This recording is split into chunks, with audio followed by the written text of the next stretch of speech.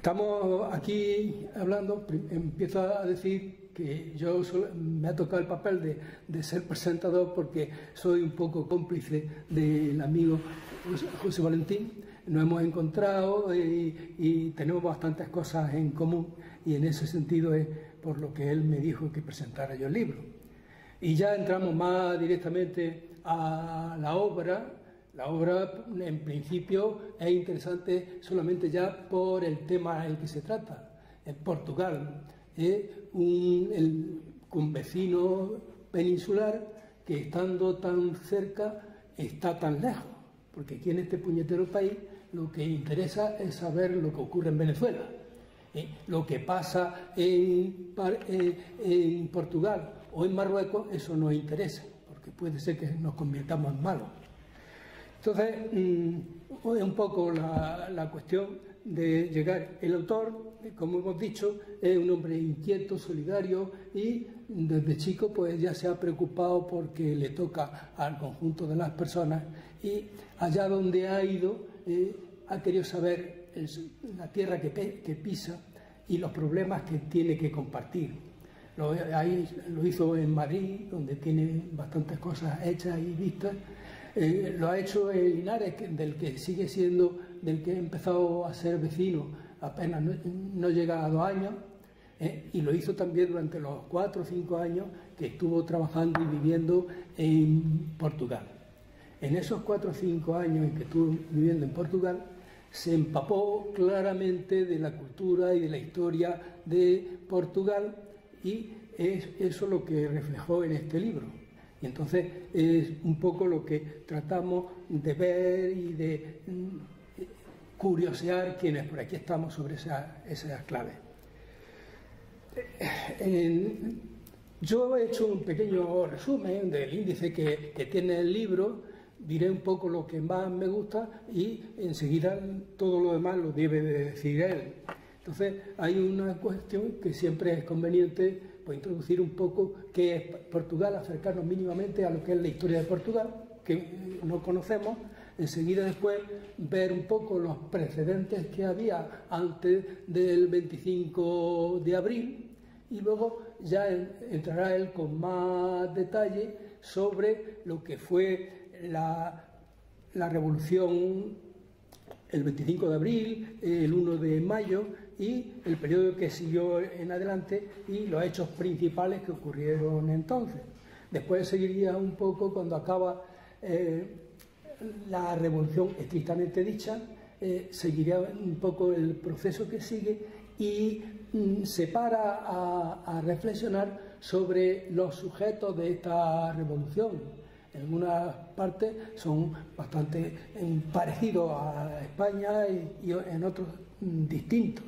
Entonces llega y ahí plantea un poco el papel que han tocado allí, ya la misma el movimiento de las Fuerzas Armadas, que es algo que se genera como consecuencia de la vuelta del declive de la colonización fundamentalmente africana. La americana hacía tiempo que había terminado, y luego pues ahí viene también ya todo lo que jugaron una serie de agentes. Uno de los agentes principales probablemente, como aquí en España, fue lo que se llamó Gladio, una especie de estratagema en la que ya había participado, como aquí en España, la CIA y Estados Unidos, que estaba detrás.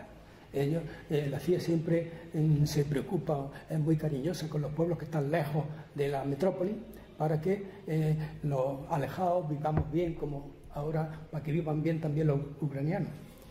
Entonces, es el momento en que vivimos, y luego pues, hay también personajes más significativos, como el general Spínola. Y luego ya está, en fin, toda esa playa de gente con ansia democrática, que serían los que al final terminaban siendo los hijos de la revolución, que la habían germinado, la habían generado en las colonias, y los que habían habido en la propia Lisboa y las ciudades que allí tenían. Y luego también estaba efectivamente pues la lucha desde siempre de la vanguardia, en el caso de la realidad del Partido Comunista portugués, que estaba siempre en contra de Oliveira Salazar y lo demás, y lo que es el pueblo portugués como movimiento alzado en contra de esa también dictadura. Luego, pues en fin, hay una serie de paralelismos que pueden darse y de diferencias. O sea, frente al movimiento de las Fuerzas Armadas de Portugal, aquí pues nos encontramos siempre la parte de la Unión Militar Democrática. Son militares que los segregan para que no corrompan demasiado al ejército español como consecuencia, y luego pues en fin, la gran diferencia que puede haber de la actitud del Partido Comunista comunista portugués y la actitud distinta de luchadora en ambos casos del Partido Comunista en España. La gran diferencia o parecido que hay también entre el Partido Socialista portugués, reinventado, buscando al personaje de Mario Soares, y en España pues refundiendo o rehundiendo a lo que quedaba del PSOE y destrozando también al PC para que hubiera una oposición controlable. Esa es un poco la situación. Luego, sí, la diferencia también es que en Portugal había en principio una república y allí no tenían unos Borbones que reponer en medio. Esa es la diferencia y esta es un poco y la apariencia y la igualdad. Muchas gracias a todos vosotros por la atención. El número dice hay poca gente, pero bueno, a mí me da igual, yo hablo con esto con el mismo entusiasmo frente a un amigo, frente a una persona, que frente a 5, que frente a 50. Por lo tanto, gracias por haber venido. Y no quiero dejar de comentar una cosa que estoy seguro de compartir conmigo, y es el dolor por la pérdida de Juan Diego, ¿no?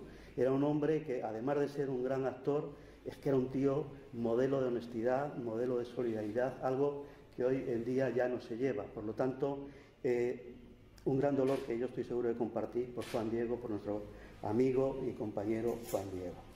Bueno, yo soy un jubilado, he vivido mis últimos 20 años, antes de llegar aquí hace 3 años ya casi a Linares, estoy jubilado, pero bueno, en un determinado momento tuvimos que cambiar de domicilio y elegimos Linares como la ciudad para vivir, intentando aportar a esta ciudad por lo que podamos de la vida social, y este es uno de los actos, ¿no?, que habrá más y que creo que tal. Es decir, que siempre fui un enamorado de Linares, mi mujer es de Andújar y veníamos mucho por aquí, y bueno, pues aquí me tenéis, no de tránsito, sino realmente para vivir Linares y vivir en Linares, ¿no? El plan, como he dicho, son 45 minutos máximo, porque a las 7 menos 5 sí o sí tenemos que dejar el acto, porque a las 7 cierran el depósito y por lo tanto no tenemos que hacerles a los trabajadores pues que pierdan su tiempo personal, ¿no? ¿Por qué un libro sobre el 25 de abril? El primero, porque casi todos los que estamos aquí fue un hecho histórico que nos impactó. O sea, todos tenemos en la mente pues aquellos días de alegría, de júbilo popular, de entusiasmo, y es una fecha tan marcada, tan positiva, que incluso este mismo lunes, que ha sido el 48 aniversario, pues no ha habido emisora casi, o programa de radio, o programa de tal, que haya puesto pues el Grándola Vila Morena, o haya mencionado la Revolución de los Claveles. Y fijaros que no era un aniversario múltiplo de 10, es decir, no eran los 50 aniversarios o el 30 aniversario, sino simplemente, pero es algo que sigue vivo y sigue vigente en la memoria de todos nosotros, y yo creo que por eso me parecía que era un acto que habría que volver a retomar y que habría que conocer más de él, porque una de las cosas que yo vi que efectivamente los españoles desconocemos mucho de nuestro país vecino, ellos nos conocen mucho mejor a nosotros. Y bueno, pues sí, conocemos la Revolución de los Claveles, pero había que profundizar, o creo que merece la pena profundizar un poco más en ella, ¿no? Y convertir este libro en una herramienta de conocimiento y de reflexión. Porque aunque la historia nunca se repite, pero sí que es verdad que de la historia se aprende, y la historia te sirve incluso, pues en vez de esa bola de cristal que tienen los magos, pues de una manera distinta reflexionar sobre lo que pasó y cómo pasó y sobre lo que está pasando. Y está, el otro día en una reunión que tuve en Getafe este pasado martes sobre las consecuencias del 25 de abril, pues la cosa es que todo está conectado y que lo que está pasando ahora en Francia, por ejemplo, pues tiene un poco que ver con lo que pasó el 25 de abril y en lo que pasó con Allende y esas cosas. Si luego da tiempo, lo comentamos, pero si no, pues ya lo veremos, seguramente podemos hacer más cosas. No soy historiador, o sea, yo soy un informático, ¿no?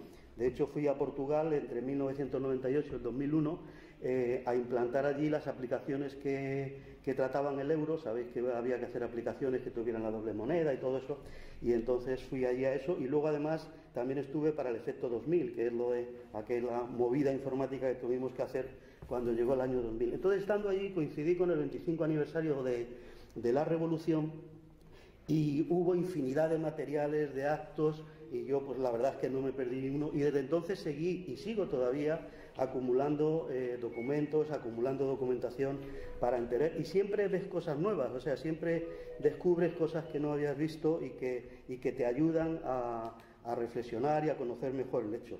Entonces, la visión del libro no es una visión de un historiador, académica y tal, pero sí que os garantizo que es una visión muy rigurosa de ese momento. Intento, desde luego, decir los hechos que han pasado, y además intento contrastar diversas fuentes, y en ese sentido yo creo, por ejemplo, una de ellas que incorporo en el libro y que aporta mucho sobre qué pasó el 25 de abril son los documentos desclasificados del Pentágono, donde sale pues las conversaciones que tuvo Kissinger con el ministro de Defensa de allí, con el presidente, con el embajador en España, y todas las conversaciones que tuvieron sobre qué hacer en Portugal para acabar con la revolución. Y, por ejemplo, un ejemplo de cómo he buscado documentación o cómo podemos estudiar la historia fue un episodio que hubo que se llama la matanza de Guruyamo, que pasó en Mozambique y que hizo el ejército portugués. Entonces, si un historiador va a los documentos del ejército y coge el informe de aquella operación, lo que se encuentra es que fue un comando que hizo una operación y que mataron a 60 personas del Frelimo. El Frelimo es la guerrilla Frente de Liberación de Mozambique, era la guerrilla que había luchando por la liberación de Mozambique. Ya hay una cosa curiosa en ese 60, y es que 60 tapa un 2, porque el primer informe pusieron 20 ejecutados, pero como aparecieron tantos cadáveres, corrigieron el informe y pusieron 60 guerrilleros del Frelimo muertos. La realidad fue que asesinaron a más de 380 personas, fundamentalmente mujeres, niños y ancianos, porque los hombres, cuando vieron llegar los helicópteros y los jeeps y eso, pues salieron, se metieron en la selva huyendo, no porque fueran del Frelimo, sino porque podían sospechar que quizá les pudiera pasar algo, ¿no? ¿Cómo se conoce esos 380? Porque quedaron algunos supervivientes, y sobre todo por los informes, curiosamente, de sacerdotes españoles, concretamente con sede en Burgos, de una institución que se llamaba, no sé si existe todavía, IM, que es el Instituto Español de Misiones Extranjeras, que estaban allí y que fueron los que dieron incluso las listas detalladas con los nombres y apellidos de las personas que habían sido asesinadas. Y además lo conocemos por otra cosa más, y es porque al pasar 25 años y ya no haber responsabilidades, digamos, penales sobre aquellos actos, los propios protagonistas, primero por el tiempo y segundo por no voy a contar las barbaridades que ellos mismos dicen, yo hice esto, ¿no? Y sí que os relato uno de ellos, que era Antonino Melo. Antonino Melo fue era teniente y fue la persona que mandó ese comando, que él reconoce abiertamente que nosotros cogimos a la gente, las metimos en las cabañas, esas cabañas redondas que vemos en las películas de Tarzán, recogimos a la gente, las metimos en la cabaña, cerramos la puerta, tiramos unas granadas dentro y encendimos el fuego a las cabañas. Y cuando el locutor le pregunta, ¿pero cómo hicisteis eso?, su respuesta no es de carácter moral, su respuesta es que no queríamos gastar balas porque queríamos reservarlas porque la operación tenía que seguir. Esa es su respuesta. Esto lo podéis ver si entráis cuando queráis en YouTube. Hay dos documentales, uno que se llama Masacre Guruyamo, hecha por la SIC, que es una cadena portuguesa parecida a la Antena 3 de aquí, y que ahí le tenéis a este hombre explicando eso, porque hacen un programa donde él se va a Mozambique 25 años después y está allí en los sitios, y aquí hicimos esto, y aquí hicimos esto. Y luego hay otro programa también muy interesante que ha hecho la radio-televisión portuguesa, que se llama Guerra, que son 50 episodios, me parece, dedicados a la guerra colonial, y entre el episodio 28 y el 29, lo digo, pero lo podéis poner a buscar a Guerra, episodio 28, entre los dos, porque las declaraciones suyas están partidas en los dos, vuelve a insistir en que ha hecho eso, y cuando lo vuelven a preguntar por qué, dice: yo cumplía órdenes, a mí me dijeron que limpiase el poblado, y limpiar en términos militares es matar a todo el mundo, y es lo que hice, cumplí estrictamente órdenes. Y le preguntan: ¿usted lo volvería a hacer? Sí, señor, la guerra es así, si hubiera otra guerra y tuviera que hacerlo, lo volvería a hacer. Y esto me recuerda tremendamente a lo que conocéis, que es lo que escribió Hannah Arendt sobre la banalidad del mal, cuando escuchó a Eichmann en Jerusalén, en el juicio que le hicieron en Jerusalén, que este hombre decía lo mismo: yo es que cumplía, y además estaba muy orgulloso. Eichmann, como sabéis, era el que se encargó de toda la logística de llevar los judíos a los centros de exterminio, a los hornos crematorios y todo eso, y el hombre decía que él cumplía las órdenes que le habían dado, y además estaba orgulloso porque había sido muy eficiente al hacerlo. Es decir, era el hombre. Y es una pena, la banalidad del mal no es que el mal sea banal, sino que, y es una reflexión que tenemos que tener, es que personas que aparentemente, uy, qué buen padre de familia era, uy, qué buen vecino, uy, con lo bien que jugábamos al mus con él en el bar, y cualquier persona que aparentemente normal, cuando a veces en determinadas circunstancias y cumple órdenes o cree que no va a ser castigado, somos capaces, el ser humano, desgraciadamente, de las mayores barbaridades, ¿no? Entonces, en África, curiosamente, tienen un dicho que dice que si las historias de caza las contara el león, otra historia contaría, ¿no? Y yo entonces en el libro he intentado también ofrecer esa versión de las víctimas de la caza, la versión del león, ¿no? La historia de Portugal y la historia de España han sido muy parejas. Prácticamente de los primeros pobladores de la prehistoria, pues hemos tenido los mismos visitantes, los griegos, los fenicios, los romanos, los musulmanes, y hemos tenido historias muy paralelas, incluso luego también. Sabéis también que hubo un periodo que allí en Portugal le llaman el periodo, la dinastía filipina, por el nombre de Felipe, donde ha habido 3 reyes españoles, Felipe II, Felipe III y Felipe IV, que han sido reyes de Portugal. No han estado los dos reinos unidos, como no ha estado nunca unido el reino de España con el de Alemania cuando Carlos I y esas cosas, pero sí que era un rey común para los dos reinos, ¿no? Y entonces hemos tenido una historia, y en el libro, ya digo, ahora no creo que sea el objeto de poderlo ver, pero historias muy paralelas con algunas paradojas, ¿no? Por ejemplo, la batalla de liberación más famosa que ellos tienen como su hito nacional, que pues en realidad no es una batalla entre españoles y portugueses, sino que es una batalla realmente entre dos bandos portugueses para ver quién se queda con la monarquía portuguesa, ¿no? Y entonces, bueno, eso pues lo podéis encontrar en el libro, espero que os guste, y si no, pues podemos hablarlo en otro momento si queréis, o luego más tarde si alguno tiene interés.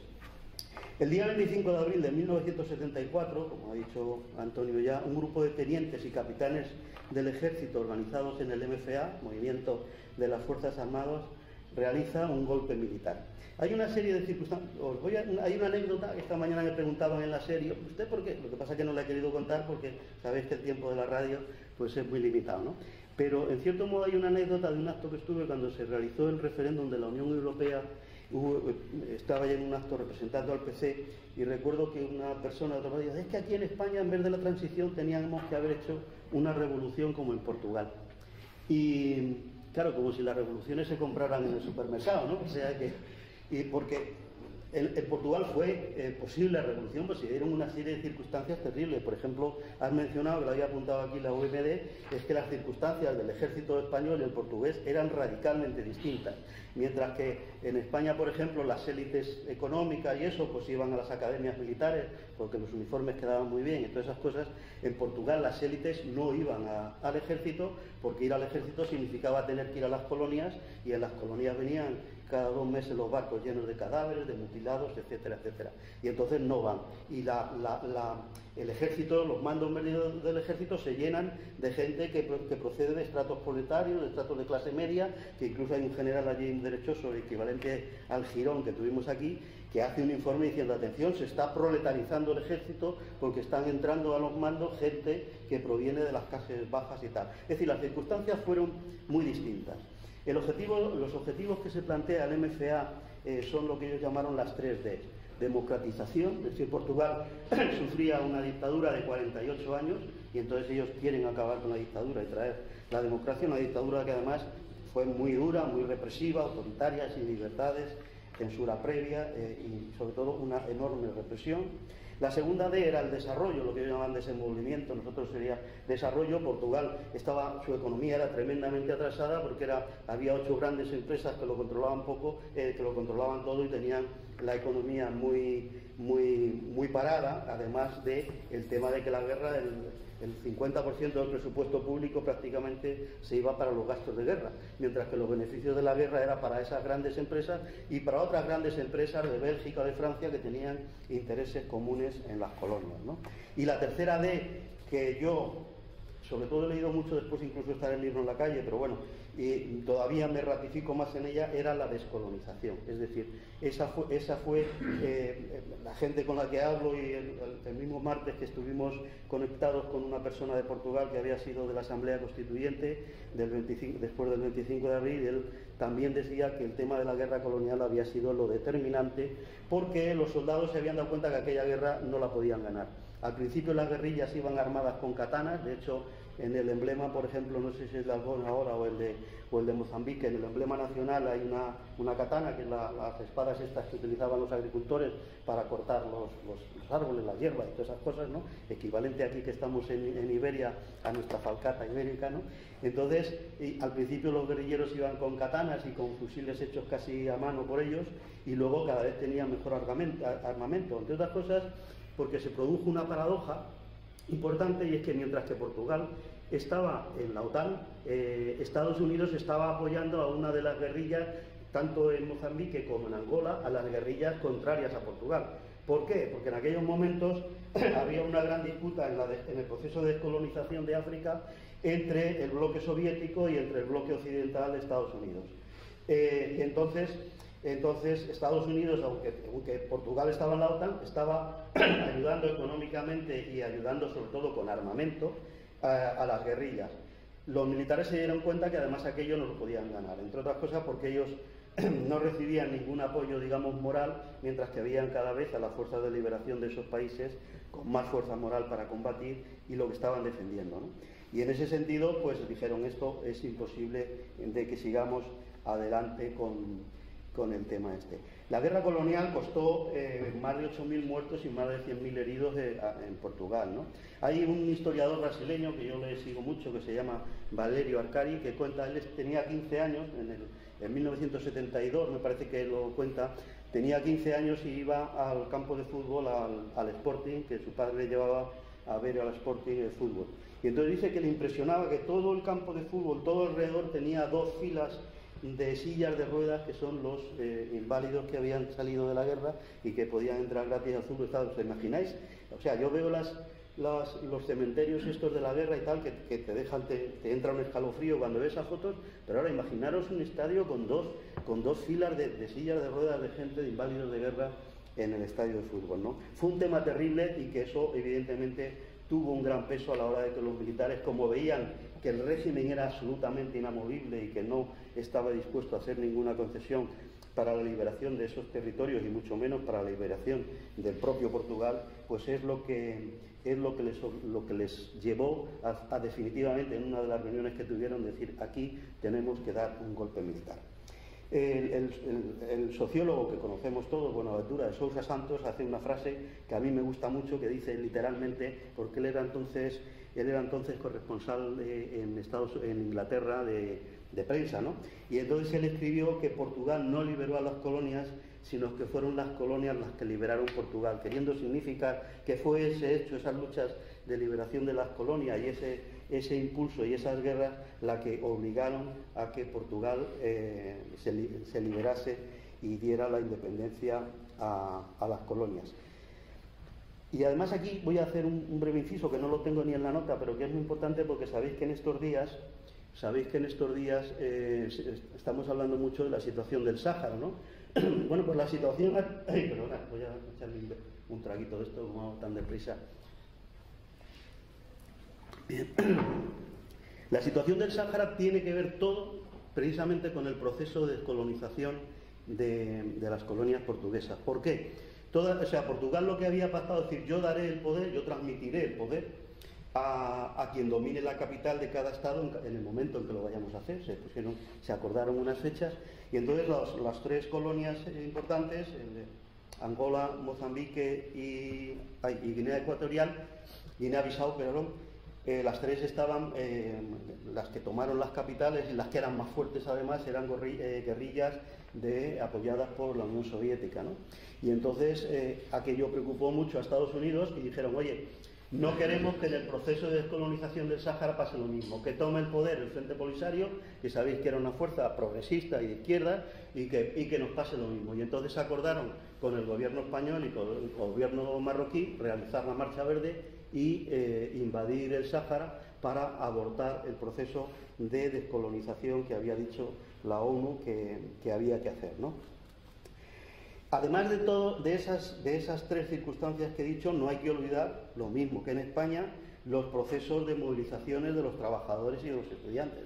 Allí, además de sabotajes, incluso guerrilleros, como era algunos de ellos muy significativos por la destrucción de 3 aviones que estaban destinados para ir a las colonias en un aeródromo, los destruyeron. También una bomba que pusieron en un barco que al día siguiente iba a salir para Angola, pusieron una bomba e impidieron que el barco saliese el día programado, hasta un acto muy curioso que es robar mapas cartográficos de las colonias para entregárselos y ayudar a la guerrilla en el tema del estudio de los territorios y esas cosas.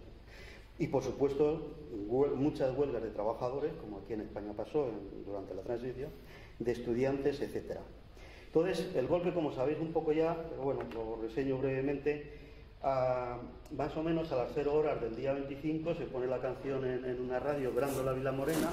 Grândola Vila Morena, terra da fraternidade, o povo é quem mais ordena dentro de ti a ciudad. Para que es el símbolo, es el signo. Primero había habido otra que no se conoce, que era una canción que había, y después del adiós se llamaba, que había representado a Portugal en el Festival de Eurovisión, y esa la pusieron a las 10 de la noche para decir, oye, que esta noche es, estar atentos.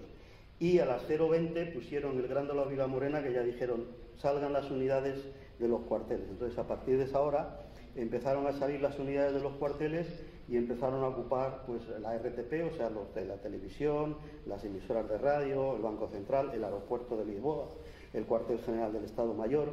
A cada uno le pusieron unos nombres clave, México, Túnez, no sé qué, y se iban ocupando. Curiosamente, no, en todo lo que he leído nadie da una explicación. Hay gente que hace referencia al hecho, pero precisamente diciendo, ¿y por qué?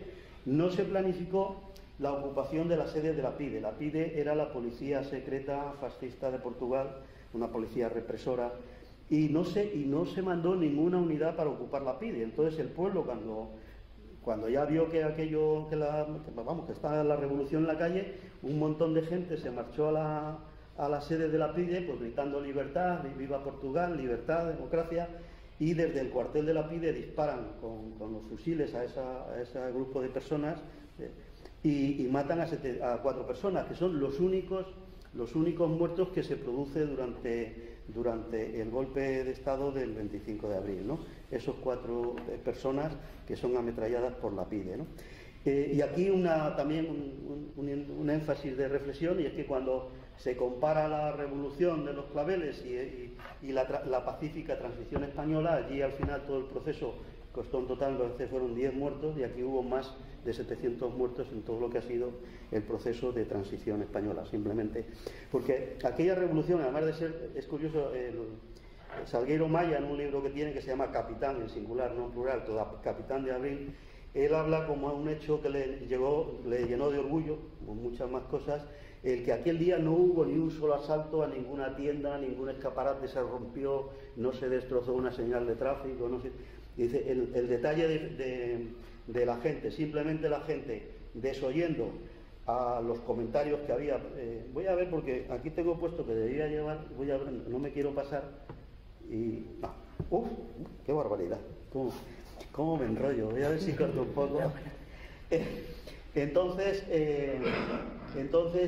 la gente cuando había comunicados en la radio diciendo que la gente se quede en su casa, que nadie salga a la calle para evitar que pueda haber víctimas, sin embargo la gente se echa a la calle, como habéis visto en todas las estas, se sube a los tanques, salen gritando libertad, democracia, libertad, y se produce una movilización general de la gente impresionante, ¿no? El tema de los claveles es una anécdota, y era un restaurante porque esa es una zona donde se produjeron todos estos acontecimientos, que los que conocéis Portugal es la zona baja donde está el Terreiro Paso y todas esas cosas, y la Plaza Rosino. Allí es una zona muy turística, entonces un restaurante pedía claveles todos los días para decorar las mesas. Ese día el dueño decide no abrir, y una empleada que los había llevado dice, bueno, ¿qué hago con los claveles? Y dice, lléveselos usted. Y ella, cuando pasa al lado de las tropas, pues le da los claveles a los soldados, que los empiezan a poder. Y luego funde el ejemplo, y luego ya los 5 o 6 días siguientes, pues todo el mundo pues regalando claveles a los soldados, ¿no? Entonces, a las 4:20 de la mañana de ese día se produce el primer comunicado en la radio del MFA diciendo, pues aquí, puesto de mando del MFA. Esto también es una anécdota que no me resisto a no contaros, a pesar de que llevo 4 minutos de retraso. Bueno, lo puedo compensar porque tú me has perdonado 5, o sea que todavía vamos bien un minuto.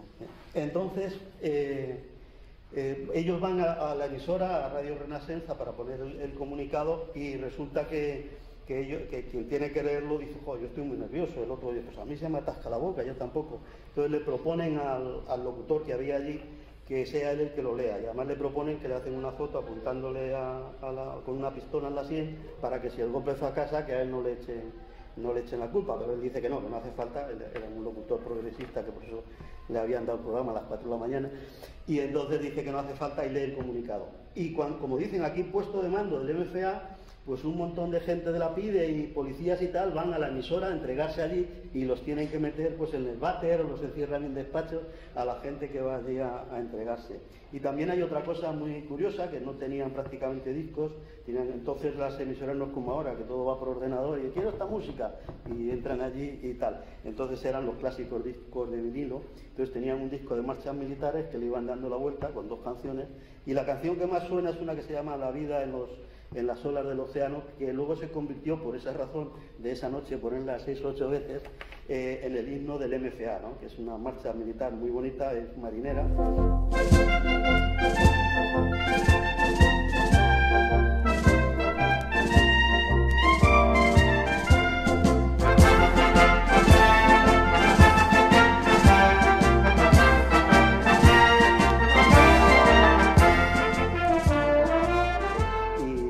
Siempre la anécdota de que les venga a poner discos, porque ellos al principio no quieren decir cuál es el sentido del golpe, y entonces no ponen canciones revolucionarias ni nada de eso, sino simplemente marchas militares para intentar que no haya ninguna reacción.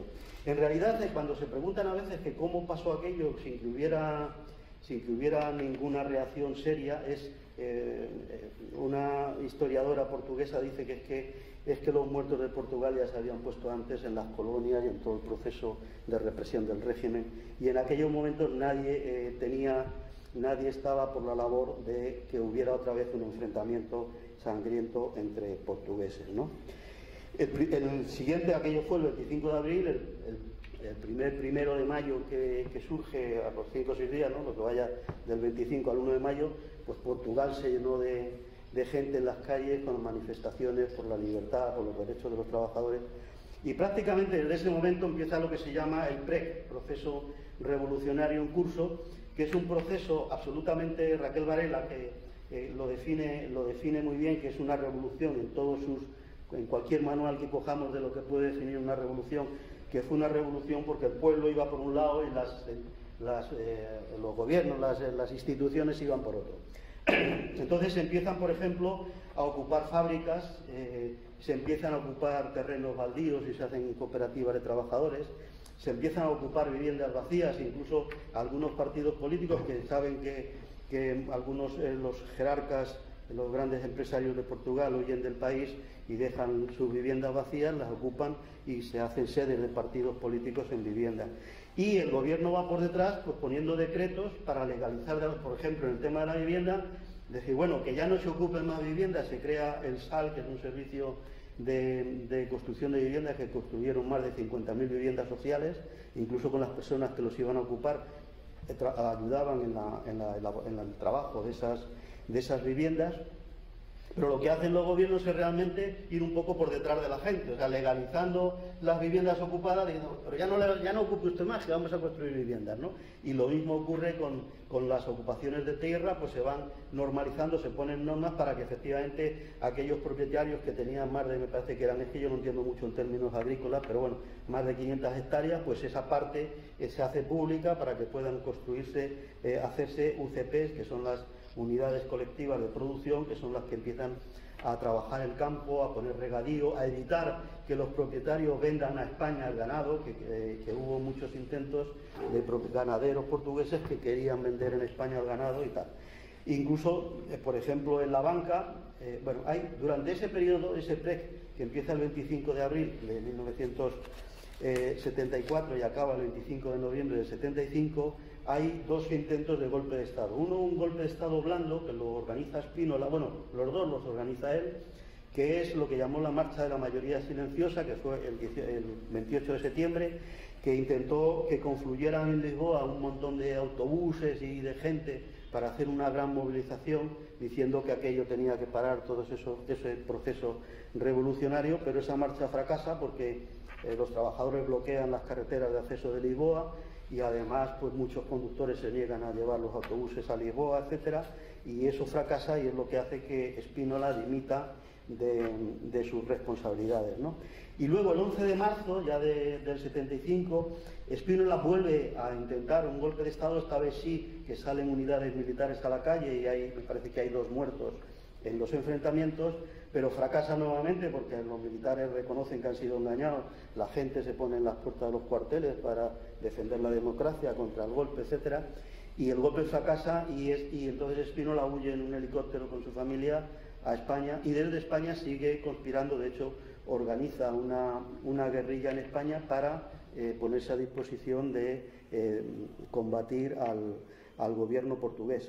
Incluso esas guerrillas protagonizan lo que se llama el Verano Caliente en el 75, que es el asalto a sedes del Partido Comunista, de otros partidos de izquierda, de los sindicatos, incluso de los bancos, porque una cosa que ocurre es que tras el golpe del 11 de marzo el gobierno decide nacionalizar todos los bancos y las grandes empresas portuguesas, los bancos portugueses, no los bancos extranjeros, los portugueses. Y además los propios trabajadores de la banca empiezan a hacer auditorías de ver dónde se ha ido el dinero y además se ponen normas de que no se pueden hacer transferencias internacionales de determinado del dinero, etcétera, ¿no? Y entonces algunos en el norte, que el norte, mientras que el sur era más partidario de la revolución, en el norte eran mucho más conservadores, pues incluso se asaltan algunos bancos con la disculpa de que los bancos son del gobierno y por lo tanto hay que combatir a ellos, ¿no? Y hay un hecho también es importante, elemento de reflexión, ¿no? Que es que el 25 de abril del 75, sea justo un año más tarde del golpe militar, pues hay unas elecciones a la Asamblea Constituyente. Se hace una Asamblea Constituyente para que redacte una constitución, una nueva constitución.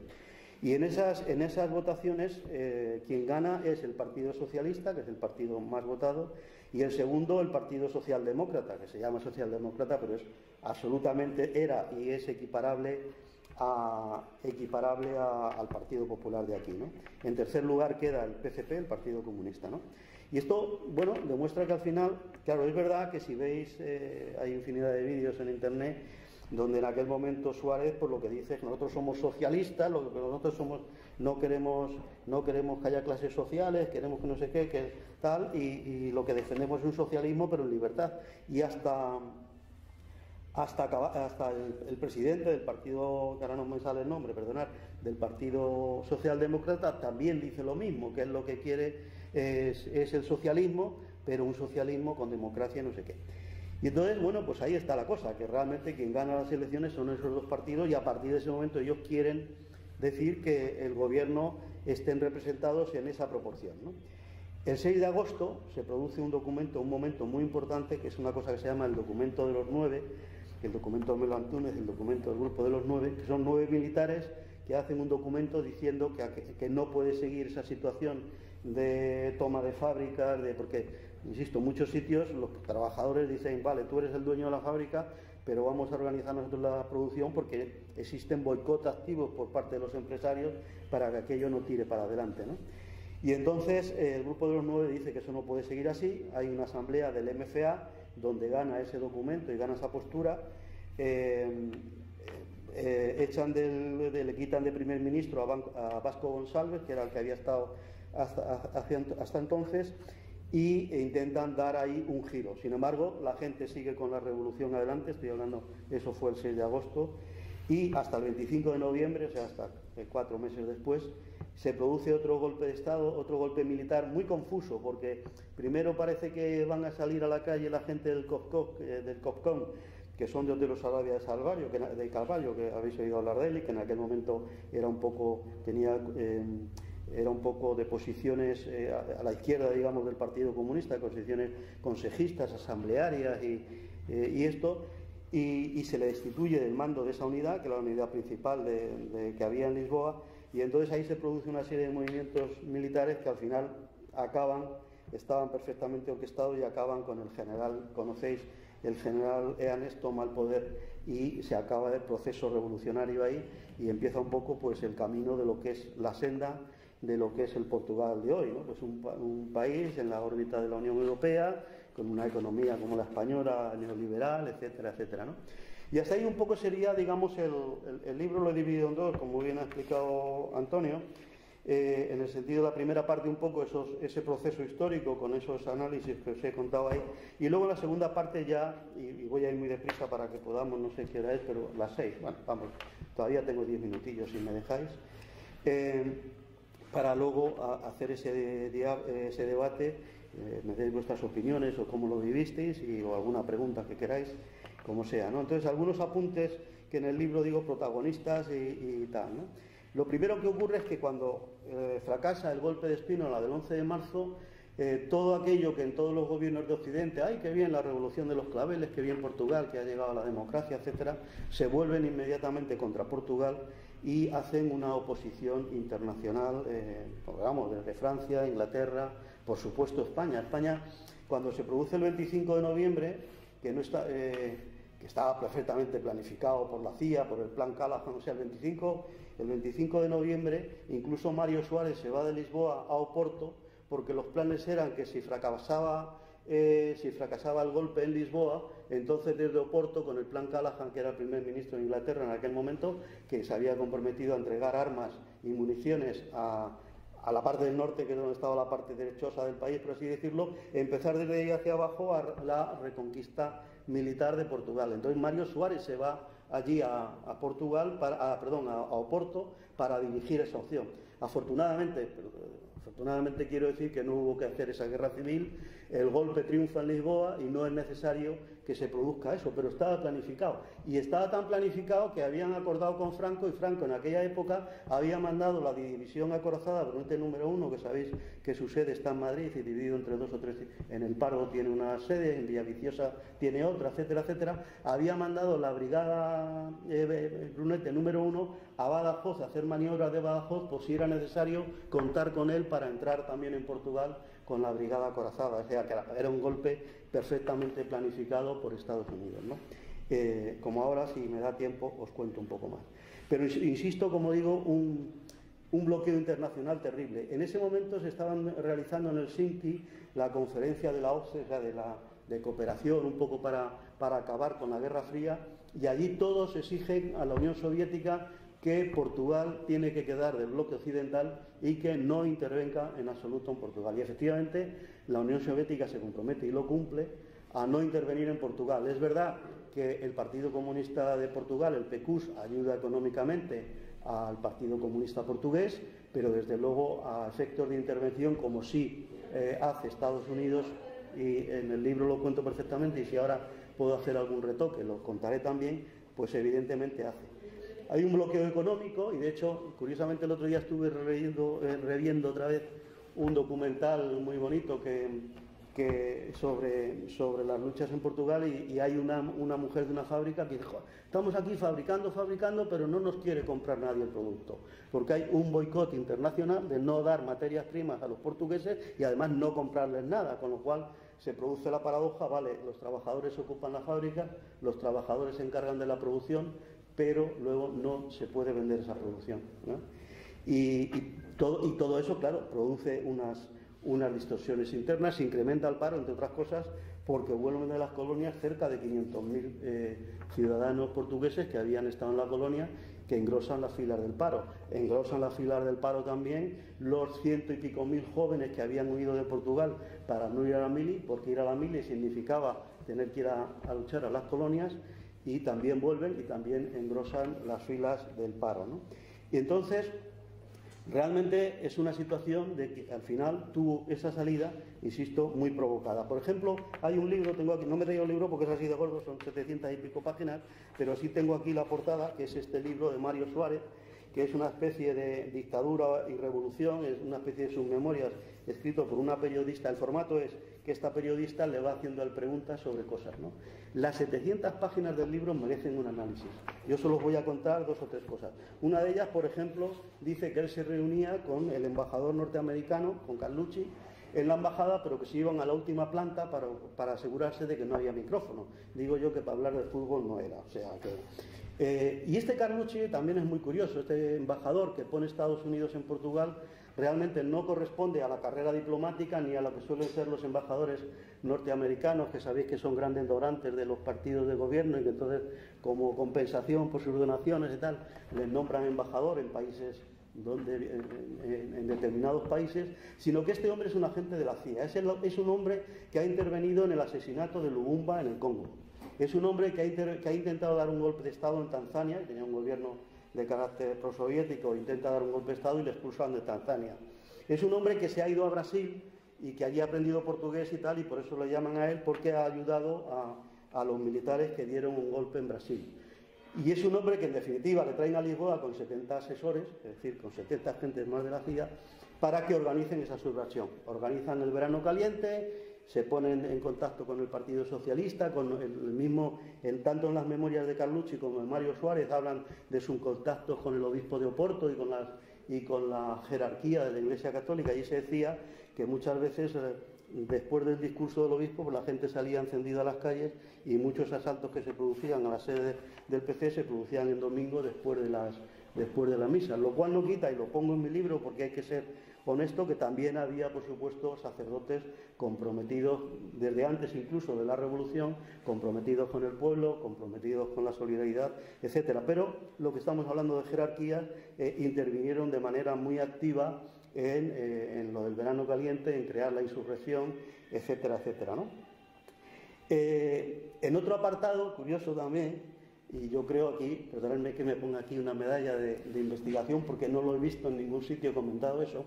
En otro apartado, Mario Suárez dice: a mí me ayudó mi amigo Brown a montar la UGT en Lisboa, porque en Portugal, a distinto que en España, ni había partido socialista, lo habían montado dos años antes de la revolución en Alemania, para precisamente, le había dicho Willy Brandt a Mario Suárez: oye, tenéis que montar un partido para entrar en la Internacional Socialista, para que podamos ayudar económicamente y además ir buscando el que no sea el Partido Comunista, el único partido que trabaja en la oposición en Portugal, ¿no? Un poco, de cierto modo, como veis aquí. Y allí la UGT, allí no había sindicato, ¿no?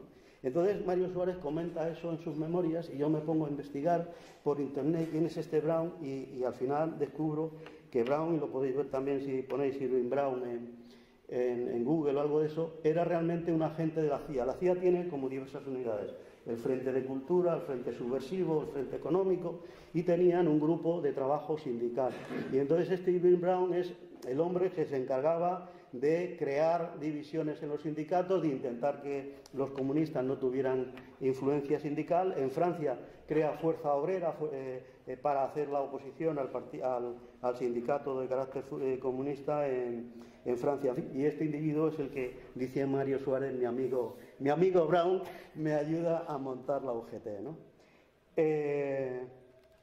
Bien. También se producen enfrentamientos, yo pongo algunos en el libro que os gustará, os hará gracia, enfrentamientos entre los propios partidos de izquierda, ¿no? Entonces hay unos partidos trotskistas que están más o menos a favor de la revolución y en lo que hace el Partido Comunista, pero otros trotskistas o maoístas que cuando le preguntan quién es su mayor enemigo, pues un poco como la vida de Brian, ¿no? Los socialcomunistas del Partido Comunista, ¿no? Era su mayor enemigo y en ese sentido apoyan, van a las manifestaciones del Partido Socialista y en las primeras elecciones y las votaciones que hay apoyan las candidaturas del Partido Socialista y los candidatos de la reacción por encima de los candidatos progresistas, ¿no? Bueno, pues... última hoja. Bueno, entonces, como veis al final, esa intervención extranjera es la que resuelve la revolución de los claveles y hace que Portugal realmente se ponga en la senda de los países occidentales, de la Unión Europea, etcétera. Se hace una constitución que todavía, como la Asamblea Constituyente se ha constituido, perdonad la redundancia, se ha constituido antes del golpe del 25 de abril, esos diputados todavía son socialistas. De hecho, el diputado que el martes invitamos ahí en Getafe, en ese acto que hicimos, iba en las listas del Partido Socialista para la Asamblea Constituyente. Hacen una constitución muy progresista, una constitución casi revolucionaria. De hecho, en su introducción, todavía hoy en día no lo han corregido, pero bueno, tampoco es que sirva de mucho, pues habla de primar el Estado de Derecho democrático y abrir el camino para una sociedad socialista. Esto está todavía en el preámbulo de la Constitución portuguesa. Pero, sin embargo, yo creo que es la Constitución que más ha sido cambiada desde su escritura inicial, porque se han ido haciendo prácticamente casi todos los años modificaciones que iban desarmando el carácter socialista o el carácter popular de la... Así todo, la Constitución sigue siendo una constitución bastante democrática. Incluso hace poco, en un conflicto que tuvieron con un tema de pensiones, curiosamente se pudo argumentar la Constitución para que no hicieran una medida de rebajar las pensiones, recortarlas o no sé qué.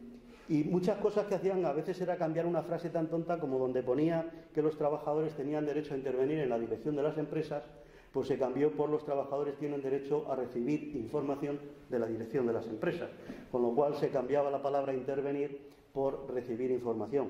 En el terreno de los ayuntamientos igual, las comisiones de vecinos tenían la potestad de ser decisivas en determinadas circunstancias y aquello se fue cambiando como que serán escuchadas o serán oídas, pero ya sin ese carácter decisorio. Un poco, yo no sé si aquí no conozco muy bien todavía la municipalidad de Linares, pero en Getafe hay una cosa que es el Pleno Municipal y luego la Junta de Gobierno. Y la Junta de Gobierno hace lo que quiere, diga al Pleno lo que le dé la gana, ¿no? Porque no está vinculada a los acuerdos del Pleno. Entonces, en el Pleno se puede aprobar lo que se quiera, que luego la Junta de Gobierno actuará en consecuencia, ¿no? Como sabéis, y ya acabo, el politólogo norteamericano Samuel Hutchinson dijo realmente que con la Revolución Portuguesa comenzó la tercera ola democratizadora, ¿no? Porque allí además Estados Unidos 2 años antes había dado el golpe de Estado en Chile, el sangriento golpe de Estado en Chile, pero a partir de entonces su estrategia, más que el golpe duro, era intentar, apoyándose en los partidos socialistas, los partidos que pudieran contener a las opciones del comunismo, apoyarse en ellos para intentar hacer, digamos, cambios que no pusieran en peligro los intereses de sus multinacionales y sus intereses económicos, ¿no? Y bueno, cuando a veces me gusta mucho una frase también de Raquel Varela, que la mujer está próxima al bloque de izquierda allí en Portugal, que ella dice que no se puede analizar la revolución de los claveles por su resultado, por su logro, porque es un proceso que luego puede acabar de una manera u otra, y dice, lo que sí sirve es para saber el poder que tuvo la oposición, los contrarrevolucionarios que pudieron al final pues desarmar aquella ilusión. Pero es una ilusión que sigue. En el año 2000, cuando yo estuve, todavía, y hoy en día sigue siendo, todavía la gente de Portugal tiene muy pocos enemigos la revolución de Portugal, porque todo el mundo la recuerda como algo grande donde el pueblo tomó su protagonismo, y tanto la derecha incluso, que dice, bueno, la derecha lo valora como positivo, porque dice, bueno, sí, aquello nos quitó el Salazar y nos ha traído esta democracia que tenemos ahora, y la izquierda por lo que supuso y lo que supone. Y yo creo que a todos seguimos, y yo me planteo que sea así, pues viendo ese acto histórico como una cosa donde una vez más lo que parecía imposible se hizo posible y el pueblo tomó el poder durante 18 meses. Bueno, pues eso es todo lo que os puedo contar, salvo que ahora pues queráis preguntarme alguna cosa en concreto, opinar, etcétera. Tú que conoces mejor a la gente...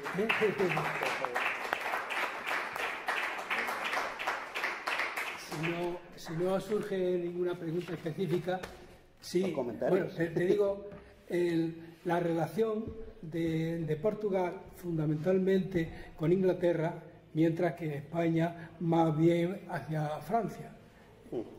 Y le decimos también Felipe y ya contesta las dos. Di. Yo quería que, como tú hubieras dicho, opinar y preguntar. Sí, sí. Esa época fue muy interesante, el año ese, 74. Yo estuve en Portugal, aquel año en el mes de junio. Además, me acuerdo perfectamente porque llegaba a todo, como tengo un tren por la noche, iba con 4 estudiantes, un brasileño, un italiano, el otro no recuerdo ahora mismo, íbamos los 4 de madrugada. Ellos me recordaban a mí las películas aquellas que se intercambiaban en el tren y todo aquello. Y cuando llegamos a Lisboa en el tren, yo pues me fui a la sede del Partido Comunista. Y allí hacían un seguimiento, una emisora de radio que tenían, pues enorme, de todas las frecuencias, y tenían un control hecho grandísimo. Como te hubieras comentado, la gente era muy partidaria de lo que estaba sucediendo en Portugal, porque yo estuve durmiendo en la casa de una familia portuguesa, de un padre que era mayor que yo, el muchacho tendría mi edad en aquellos tiempos, 26 años, 27 que tenía yo, y la verdad que aquello fue un seguimiento grandísimo por la población. Posteriormente, como después y antes yo había estado leyendo y seguía interesándome por todo lo que pasaba en Portugal, lo había ido antes y después, la verdad que los acontecimientos que sucedieron en Portugal, cualquiera que analiza la historia y la geopolítica que tienen los Estados. En septiembre del 73, Carlucci, el embajador, le pega el golpe de Estado, ya lo venían preparando y se cargan a Allende.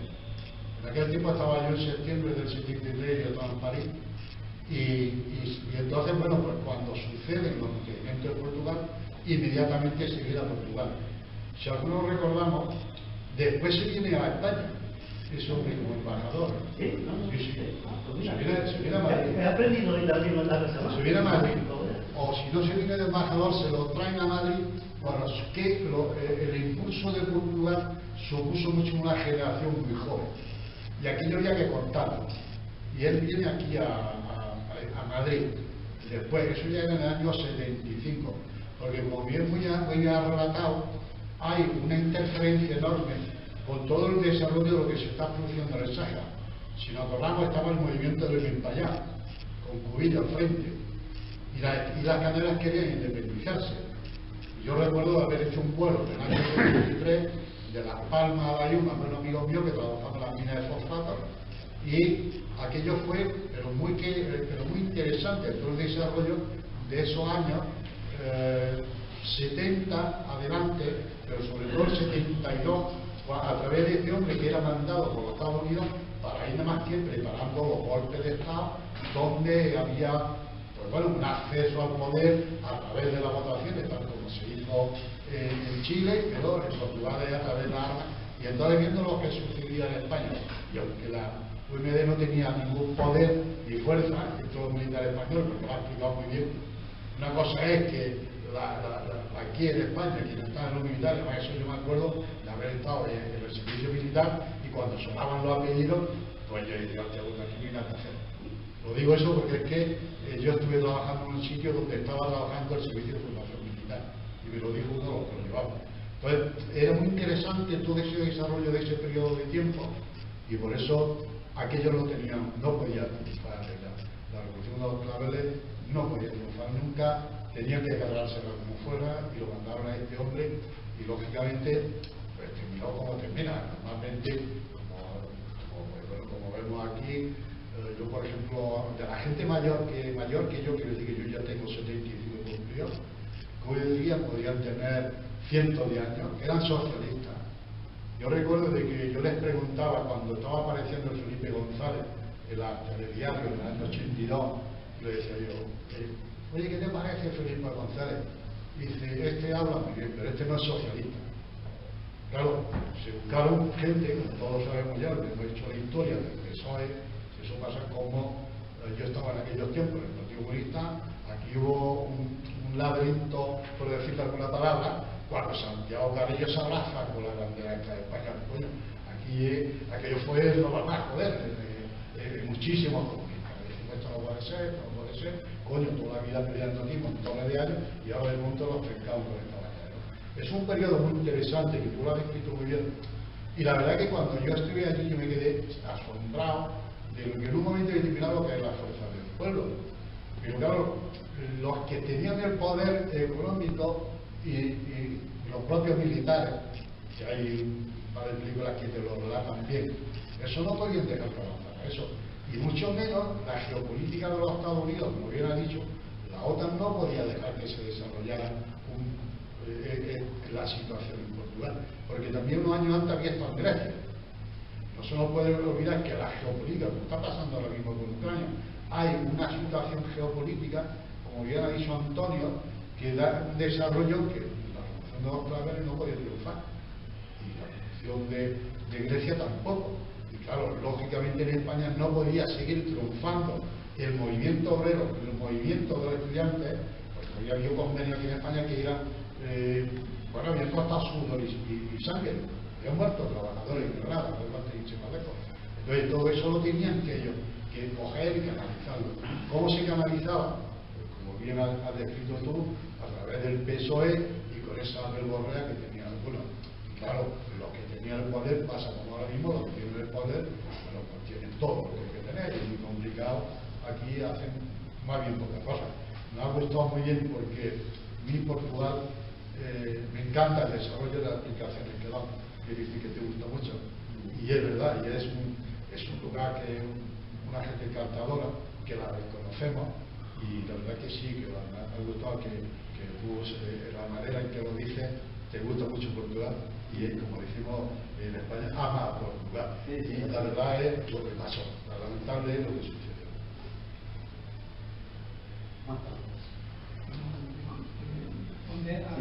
No, lo que ha dicho, además me ha gustado, me ha gustado mucho esa mención, porque yo curiosamente no sabía que Carlucci había estado en Madrid. Lo que sí sé que después de la Operación Portugal posiblemente estuviera en Madrid, y lo que sí llegó es a director de la CIA, es decir, que como premio de su buen trabajar, pues al final llega a ser el director de la aplicación, director de la CIA, o sea que de carrera diplomática nada, ¿no? Sino que era organizar golpes de Estado, organizar cambios de régimen, etc., ¿no? Y efectivamente lo que has dicho de Felipe González, yo lo pongo en el libro, que él cuando va a Suresnes va escoltado por la policía, es decir, va con un coche de policía delante, que lo bueno que tiene el tiempo para la historia es que al final los propios protagonistas cuentan la verdad. Eso no se ha sabido hasta hace apenas unos años, ¿no? Porque además el PSOE luego los premia a esos policías, pues a uno le nombra Dirección General de la Policía, pero cuando Felipe González va a Suresnes, para que no sea detenido por los controles que había en fronteras, en carretera y etcétera, pues va primero un coche de policía para que si hubiera habido un control, pues diga, todo eso corre para ¿no? De hecho, cuando vuelve de Suresnes, en Sevilla le detienen y le echan una bronca al comisario que le detiene y le suelten usted inmediatamente. ¿Qué hace? Cuando él se había puesto tan contento porque había detenido a Isidoro, ¿no?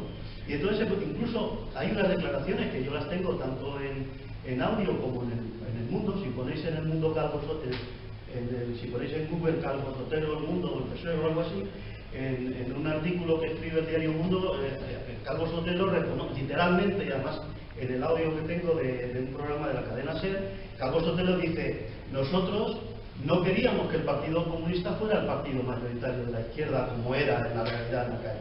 Y entonces nosotros, y lo dice, insisto, literalmente, me sé casi la frase, nosotros ayudamos al Partido Socialista y a su sindicato con dinero y otras cosas, porque no queríamos que el Partido Comunista fuera el partido mayoritario. Y además añade, y tiene razón, dice, a lo mejor no había hecho falta, pero nosotros no lo sabíamos. Nosotros no lo sabíamos. Mira, hay la gente que da información que tengo de gente de Madrid, nunca también de Tacio.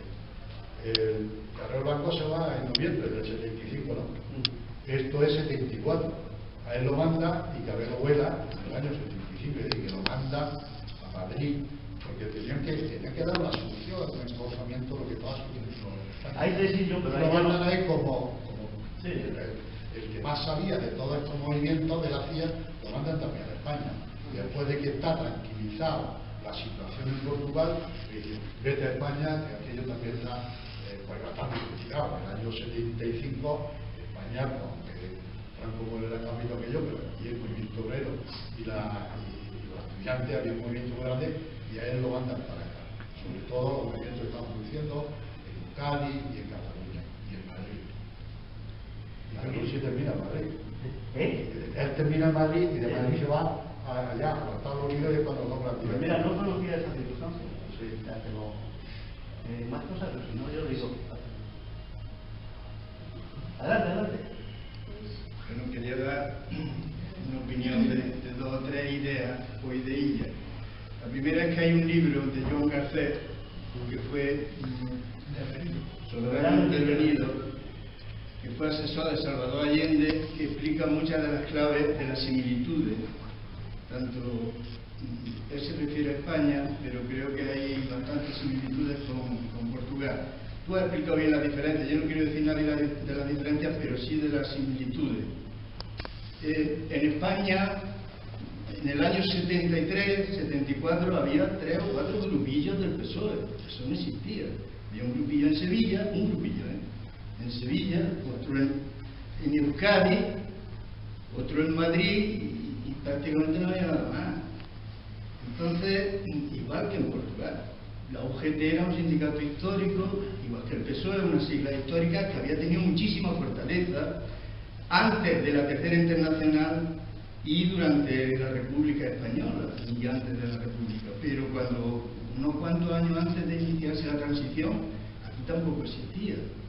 Sí había un Partido Comunista en Portugal fuerte y aquí también. El Partido Comunista había estado organizado desde el año 39, desde los procesos sumarísimos.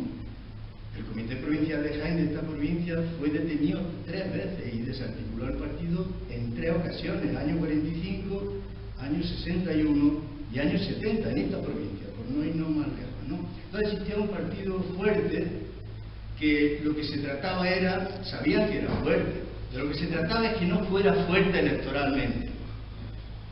Y igual que Portugal. Portugal era todavía más fuerte con la diferencia que tú has dicho, que es que las Fuerzas Armadas eran distintas y allí tenían presencia incluso en las Fuerzas Armadas. Y eso lo consiguen, que no haya fuerza electoral de las fuerzas transformadoras, lo consiguen. La izquierda de los partidos comunistas en Portugal y en España era muy parecida. Se definían en referencia al Partido Comunista. Querían ser como no era el Partido Comunista. Igual que aquí, lo mismo, era algo parecido. Yo he dicho con todos los respetos, que también aportaron cosas allí y aquí, y siguen aportando. Las similitudes yo creo que eran muchas, y sobre todo la gran similitud, por lo que tú has apuntado, que claro, que hablar de la política internacional hace falta tener mucha información, no digo que no la tenga o que otros no la tengamos, pero yo siempre hablo con mucha reserva, porque son temas muy complejos, que el poder real no sale en los telediarios. El poder real, el poder económico, ese no sale en los telediarios. Y eso tienen claves que a veces descifrarlas no es fácil. No es fácil porque para descifrar el poder real, el poder económico y los poderes fácticos, hace falta tener herramientas de análisis político. Y no es fácil tenerlas. Y hoy es más complicado todavía, porque hoy no es que haya una ausencia de información, hoy lo que hay es una inflación de información, que la tarea que tenemos que hacer, los que intentamos enterarnos de por dónde van las cosas, es seleccionar la información. Pero seleccionar es analizar, y analizar es tener herramientas de análisis, y como no las tengamos o no tengamos determinados datos, pues que es muy difícil, ¿no? Entonces ha abierto un montón de ventanas interesantes que nos pueden ayudar a reflexionar, pero que es complicado, ¿no? Y esto quería yo aportarlo también. A veces las certezas que tenemos no son tales, porque nos faltan datos para analizar temas muy complejos, muy complejos. Por ejemplo, yo creo que los acuerdos de los aliados en la Segunda Guerra Mundial impedían que hubiera una democracia en Portugal y en España que tuviera carácter socialista. Por eso, claro, a mí me hace mucha gracia. En España hay gente que todavía dice, es que la contradicción principal no era democracia o dictadura, era lo que decíamos en la transición. Ahora lo primero es la democracia, olvidamos la bandera, no sé qué, no sé cuánto. Lo primero es la democracia. Pero visto como 40 años después, la contradicción, el dilema era democracia o dictadura, yo creo que no. Yo creo que el dilema era ¿qué democracia? Porque los poderes económicos ya habían decidido que querían pasar a un capitalismo democrático. Pero claro, eso es analizarlo ahora, entonces no era tan fácil analizar eso. Quiero decir que son temas complejos. Yo quería aportar eso, la complejidad de estos temas, pero que sí que hay similitudes, porque creo que una democracia en Portugal sí, la dictadura de Salazar era la más longeva de Europa, más que la de Franco, más que la de Grecia. Tenía muchísimos años y la gente, claro que tenía una ansia de libertad, y en España también, pero ¿qué libertad? ¿Qué democracia? Desde luego una democracia de carácter socialista no. El poder decía democracia sí, pero democracia controlada y tutelada por nuestro interés. Si es una democracia que lleva al socialismo, no. Y ahí pelean como gato panza arriba, y siguen peleando, siguen peleando. Por eso digo que yo creo que la similitud de fondo de Portugal, con todas las diferencias que tú has explicado y otras muchas quizás, bueno, y una cosa que ya quiero que termine. La izquierda en su conjunto, porque el Partido Socialista yo creo que tú lo has caracterizado muy bien, eso ha sido de siempre, el partido ha habido armas. Cuando el Partido Socialista dice que el espionaje a la gente es propio de un Estado democrático, pues está expresando la concepción de la democracia. Lo dijo ayer la ministra, socialista ella.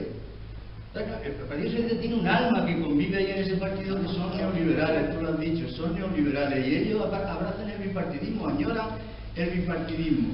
Pero este análisis no lo comparte toda la izquierda. La prueba de que no lo comparte toda la izquierda, ni en Portugal ni aquí, es que la izquierda se ha dividido más que en aquella época.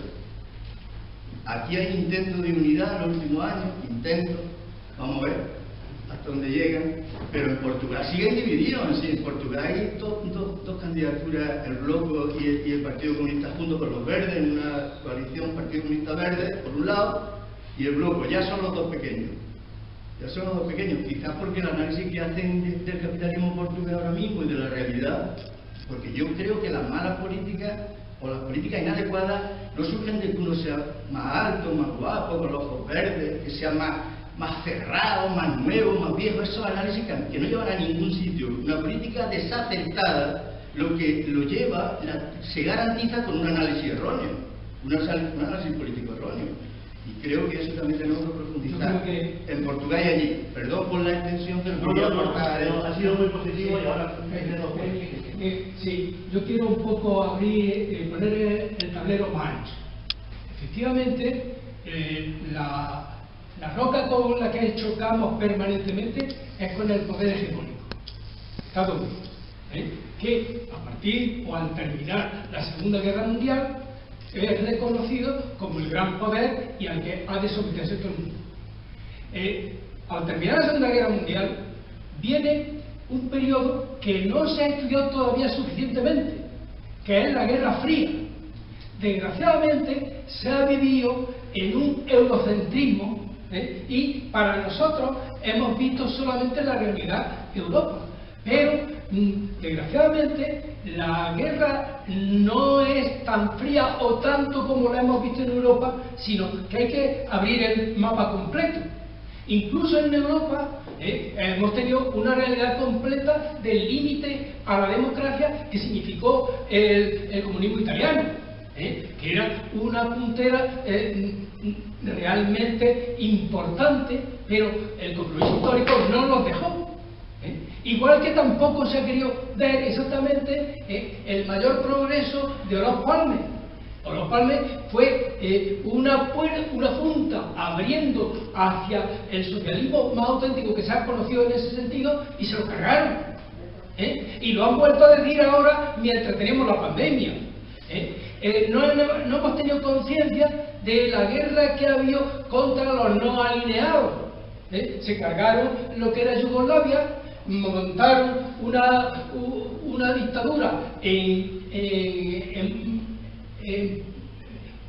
América del Sur, en Brasil, y todavía más el método que se llama el método Yakarta, el destrozo que hicieron con Suharto. Eso y la generación del anticomunismo, que está casi en los genes de las nuevas generaciones, está creado en ese contexto. Y es ahí, es exactamente en la mesa de discusión que tenemos ahora. Porque desgraciadamente Portugal, a su manera, y España ha tropezado y han reconducido el poder al gusto, el tipo de democracia, efectivamente una democracia limitada, que para desgracia nuestra se volvió a la restauración borbónica del siglo XIX. Y hay que ver exactamente lo que Galdós dice de lo que habían hecho, que han pasado un montón de tiempo y no habían resuelto ninguno de los problemas esenciales de España. Ese es el tablero en el que hay que ver exactamente los graves problemas que tenemos, a mí me parece. O sea, perdonad que haya intervenido. Muy bien. Entonces, si alguien quiere intervenir, por favor. No, pero tenía pero estoy interesado en escuchar. No, totalmente de acuerdo contigo. Solo hay una cosa que sí que te digo cuando... tenemos una cosa, afortunadamente, en lo que yo he recogido, y eso me permite decir que yo creo que aporto cosas aquí que no están en otros sitios, además de esa labor de compilación. Es que, por ejemplo, yo tengo un libro, he manejado, ahí está la bibliografía, hay un libro que se llama Carlucci vs Kissinger, es decir, Carlucci contra Kissinger, donde son los diálogos entre Kissinger, que dice, además tiene una expresión cuando habla con el director de la CIA en aquel momento, dice: ¿quién me ha vendido a mí a Carlucci como un tipo duro? Porque claro, él quiere, como ve que la revolución está en Portugal y que no se para, él quiere dar un golpe militar, a lo de chileno. Aunque en aquel momento había caído Nixon y estaba, claro, el Congreso norteamericano no estaba muy por abrir nuevos frentes, que es una de las cosas que quizás salva a Portugal. Pero él dice eso, y él se enfrenta con Carlucci, es decir, que sí que hay documentos ya hoy en día que nos permiten perfectamente hacer ese análisis de la intervención absoluta de los Estados Unidos y las potencias occidentales, como el plan Callahan, que lo dice el propio Callahan en sus memorias, de apoyar desde el norte la insurrección. Yo creo que sí hay datos de eso, hay otros que no. Por ejemplo, cuando tú has dicho el tema de la intervención de la CIA en el golpe de ETA contra Carrero Blanco, pues sabes que hay mucha literatura sobre si la CIA estaba detrás de ese golpe. Pero ahí yo no tengo datos, por lo tanto no me atrevo a valorarlo, ¿sabes? Pero desde luego lo que contiene el libro sobre la intervención de Estados Unidos es absolutamente ratificado por los propios documentos del Pentágono, con esas conversaciones, que además lo tienen todo escrito, en eso son muy minuciosos, tachan algunas cosas, pero está todo escrito, y como descatalogan los documentos desde los 20 o 25 años, pues afortunadamente se disponen de eso. Y por lo demás tiene razón, ¿no? Hay un hilo conductor. Mira, habéis hablado alguien de las elecciones o de la composición. En las últimas elecciones portuguesas la extrema derecha ha subido al 7%, o sea, no estamos en los 40 tal que puede tener en Francia, ni el porcentaje que puede haber en España, pero ha subido mucho. ¿Y sabéis por qué ha subido? Porque es un grupo que el nombre se llama Chega. Chega en español significa basta. Y su lema de campaña era: vamos a hacer temblar al sistema. Entonces, ¿cuál es el problema? Que el hilo conductor que viene desde Allende, desde buscar el neoliberalismo como alternativa económica, el hilo conductor que tenemos es no dejar que las sociedades se desarrollen, que los pueblos se desarrollen en libertad, en justicia social, con derechos y tal. Y eso ha pasado en Chile con un golpe de Estado, y en Portugal con lo que hemos dicho, y en otros sitios con las intervenciones. Y al final llega a la desesperación de los pueblos, como propio hemos visto ahora en Francia, y la salida que viene a la gente es que hay que ponerlo entre comillas, es que los partidos antisistema pues resulta lo que la gente está buscando. Pero claro, antisistema es un partido que defiende a la banca, al ejército, a los jueces, a los empresarios, ¿dónde está el antisistema? Pero bueno, y a nosotros nos toca pues apuntar a las instituciones diciendo, bueno, defendamos la democracia, defendamos la educación pública, defendamos la sanidad pública, etc. Pero bueno, en eso estamos y en eso seguiremos. La verdad es que yo creo que analizando, pero cualquier otro hecho histórico, pero analizando la revolución de los claveles un poco, porque por otro lado yo lo menciono en el libro, digo, oye, si el Partido Socialista en Portugal no hubiera jugado ese papel de ser el que realmente más interviene en parar la revolución, ¿qué hubiera pasado? Pues seguramente un golpe a la chilena. Y entonces te hace pensar, bueno. Otra cosa es, vale, los militares eran de izquierda, pero ¿qué hacemos? ¿Un Estado donde gobiernen los militares en vez de la democracia? Entonces, son contradicciones que yo no las quiero cerrar, no las cierro, no quiero cerrarlas en el libro, pero sí que las dejo abiertas para que cada uno reflexione a su manera. Y me gusta más escucharlos a vosotros. Ya hablo mucho. Venga. Tenemos todavía 10 minutillos, si queréis. Si no, bueno, si queréis alguna pregunta, y si no, pues por mí, pues encantado, y agradeciendo que hayáis estado aquí. Y yo creo que habría que relacionar, porque siempre es bueno ver la historia y las alusiones y lo que la historia tiene preparado para el presente. O sea, daos cuenta de que ahí en la guerra de Ucrania se ha estado hablando de la posibilidad de neutralidad en determinados países. Finlandia y Suecia, desde siempre, especialmente Suecia, que ha sido una cultura brillante en cuanto al desarrollo democrático, ha pedido siempre la neutralidad y la ha mantenido con mucho acierto hasta que extremo que picó tanto que le costó la muerte de Olof Palme. Tenemos que recordar claramente que Olof Palme se reservó para sí la interlocución por encima de la Internacional Socialista con las fuerzas que tocara. Él tenía un contacto directo con Allende, hablaba con mucha frecuencia con Fidel Castro, tenía la posibilidad de alojar en Suecia a los disidentes de la guerra de Vietnam. Toda la gente que se movía en aquello entonces tenía una magnífica acogida en Suecia.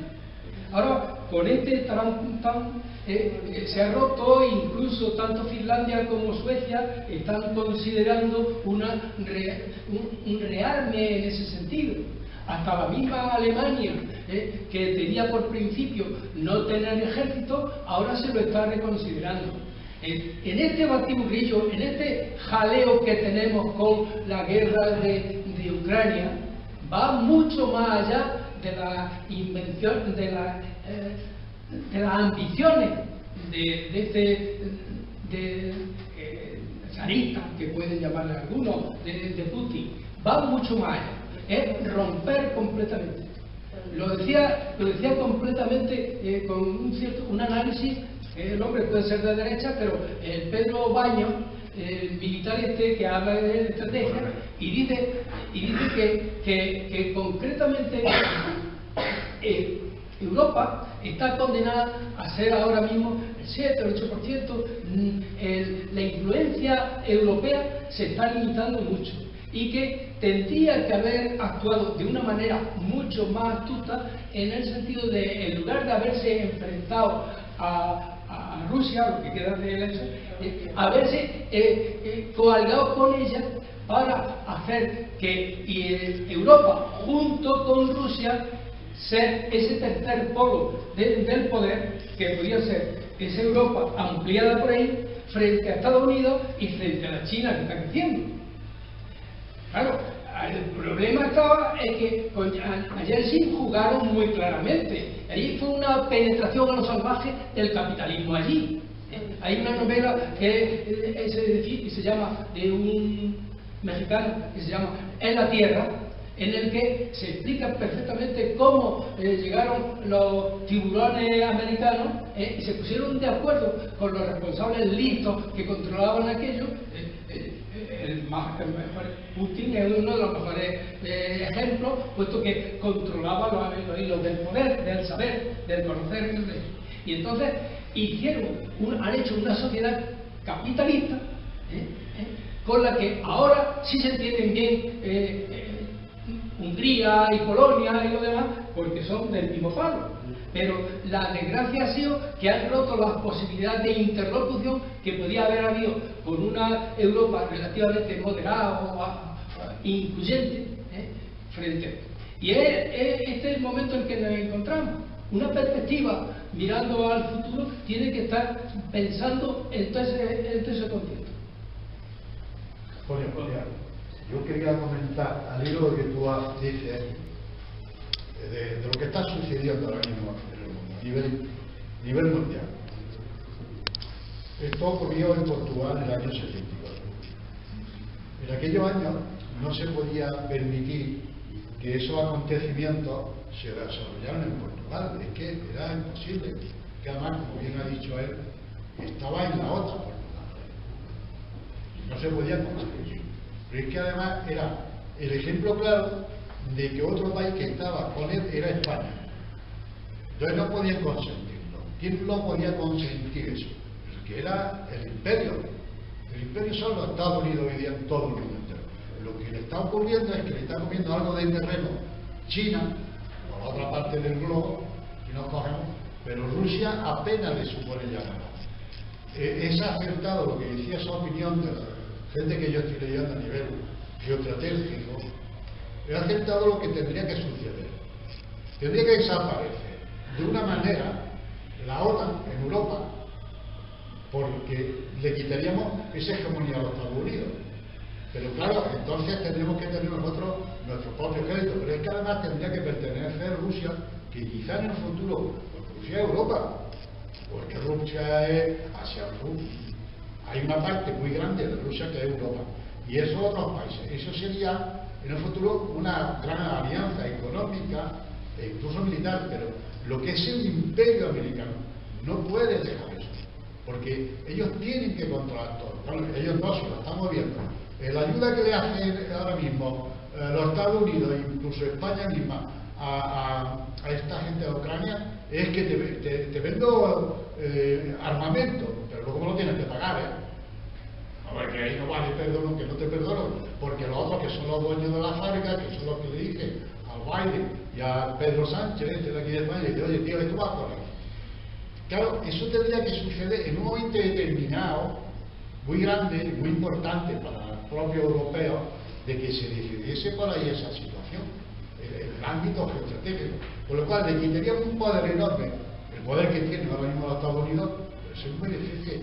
Por eso están cargándose por aquella parte que no lo dicen nada, la parte de China por allí, porque ellos están allí, ellos, yo no sé, queriendo estar allí, quieren controlar todo el mar que hay por allí. Claro, los rusos están hartos y cansados de que no hacen nada más que apretarles y oye, que me va a echar de aquí, de Europa, ¿no?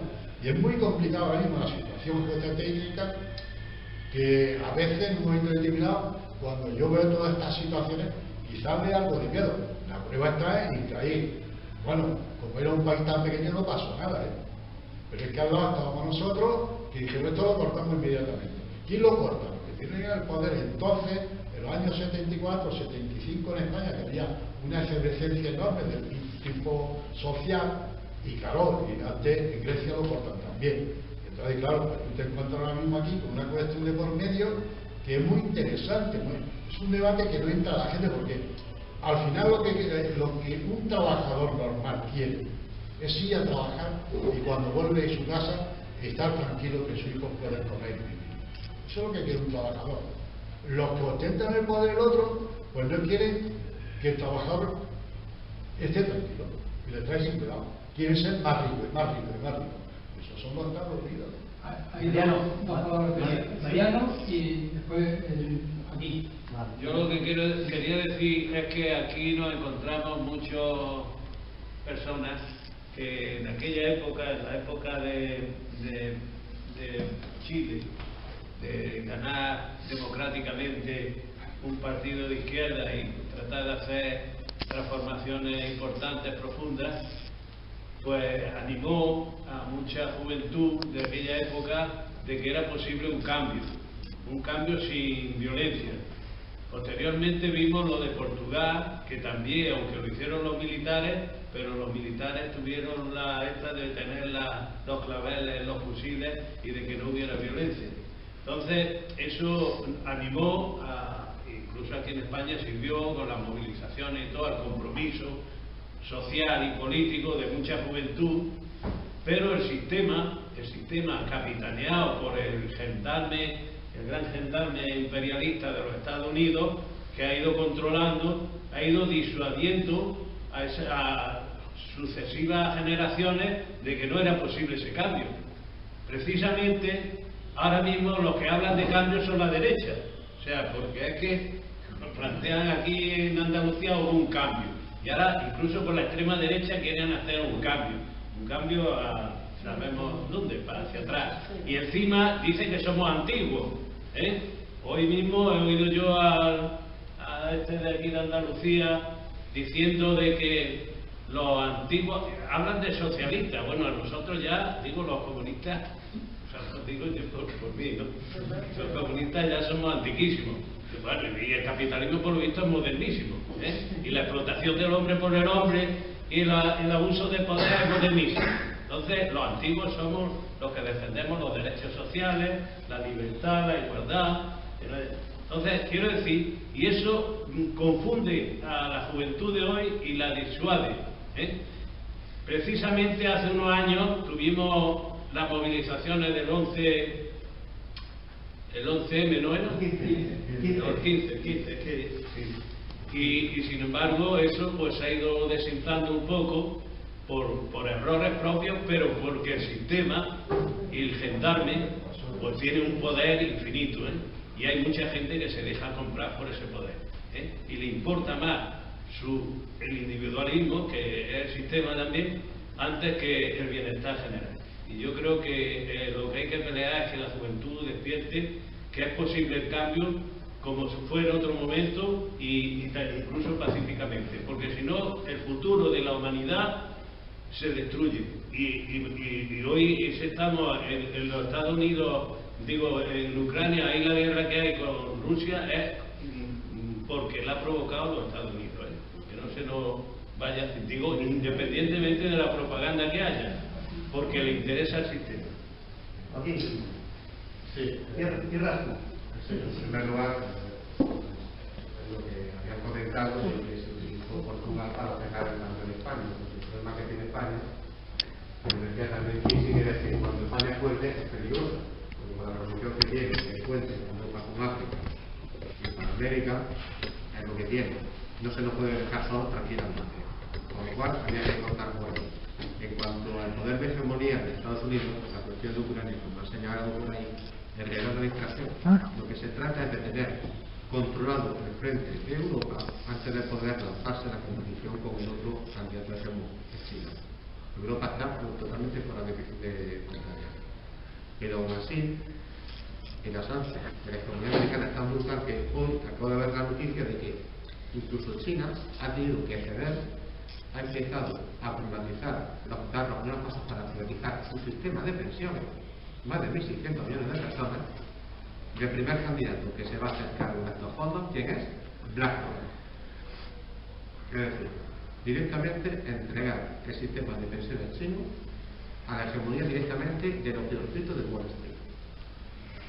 Con lo cual, claro, luego lo del imperialismo, de lo que se está mencionando, de lo del 15M, es lo mismo de hace 50 años, de lo que pasa en los 70, de que sí, mucha democracia, pero democracia liberal. Cuando te intenta salir del margen, el tiro, la operación de falsa bandera o las campañas de descrédito con uso de servicios secretos, como hemos visto ahora. Lo hemos visto con Podemos, lo vimos en los años 70 con lo que pasó, lo que hicieron con el caso Escala y demás cosas. Es decir, libertad sí, pero siempre hay que aguantar lo que te dedican, ¿no? Y no te salgas de ahí. Y no puedo estar lo que pasó con Portugal. No lo habéis dicho. Hasta aquí pueden llegar, más allá no, o a tener las consecuencias. El problema es que tenemos un problema sistémico y volvemos a lo local. El capitalismo se hunde, como se hunde siempre. ¿Cuál es el problema? Cuando se hunde, solo quedan dos salidas. O por la izquierda, por los rojos, o por los barcos, por los fascistas. Aquí han bloqueado los rojos. ¿Por dónde van a hacer la salida? Ya lo hemos visto. Sobre todo con la complicidad de los medios. El auge que se le está dando. Es decir, no es que surja algo espontáneamente, es algo que se está fomentando. Todos los días. No hay que enchufar cualquier medio de comunicación de masa. Cualquier. Muy bien, pues muchas gracias. Nadie. Lo digo por la hora que se llama el día. Si alguien quiere comentar algo más, pero si no, pues ya. Yo creo que muchas gracias por haber venido. Espero que os haya parecido interesante, sobre todo con las aportaciones vuestras que a mí me ha gustado bastante. Y bueno, ya lo veremos en la siguiente, que seguro que podemos hacer convocarla a uno, porque nos damos cuenta que hemos terminado por necesidad de ver el presente. No, además fíjate, es una cosa muy buena, porque hemos enlazado todo precisamente con el momento actual, que es, en cierto modo, es el objetivo del libro, es que sirva de herramienta para reflexionar sobre los tiempos que corren. Muchas gracias a todos y a todas. Tenemos que ponernos de acuerdo en convocarnos para seguir esta reflexión.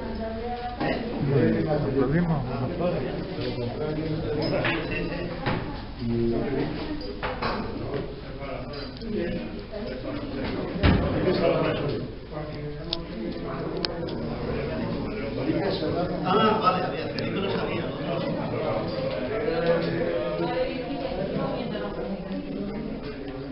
¿Qué tal, amigo?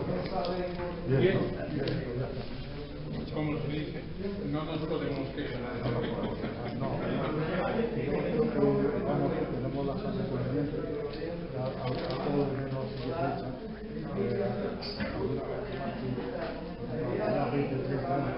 una cerveza, ahora ya no se puede.